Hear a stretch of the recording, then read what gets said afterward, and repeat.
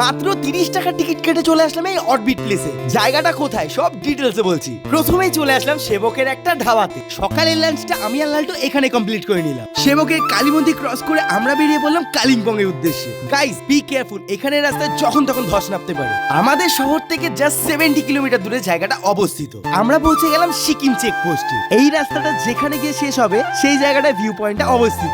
এতক্ষণ গাড়ি চালানোর জন্য আমার মাথা ব্যথা করছিল, তাই এক কাপ চা খেয়ে নিলাম। চা খেয়ে চলে আসলাম ঝালমুড়ি খেতে। তারপর আমরা আলটিমেটলি পৌঁছে গেলাম এই জায়গাটা। 30 টাকার টিকিট কেটে আমরা দুজন ঢুকে গেলাম ভেতরে। সিরিয়াসলি বলছি, যতটা ভেবেছিলাম জায়গাটা তার থেকেও বেশি সুন্দর। আর ভেতরে ঢোকার জন্য টিকিটের প্রাইসটা এতটাই কম হবে কখনো ভাবতেই পারি। হেই কলকাতাবাসী, তোমাদের বলছি এই অরবিট প্লেস গুলো ঘুরতে ভুলো না। জায়গাটার নাম হচ্ছে তারেভি। জায়গাটা সাউথ সিকিমে অবস্থিত।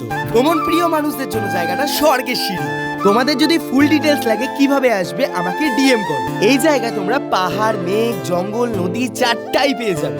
কোনো কিছুরই অভাব পড়বে না এই জায়গাটা। আমি তো ঘুরে গেলাম, তোমরাও চলে আসো খুব শীঘ্রই। মিস করো না এত সুন্দর ভিউ পয়েন্ট গুলো।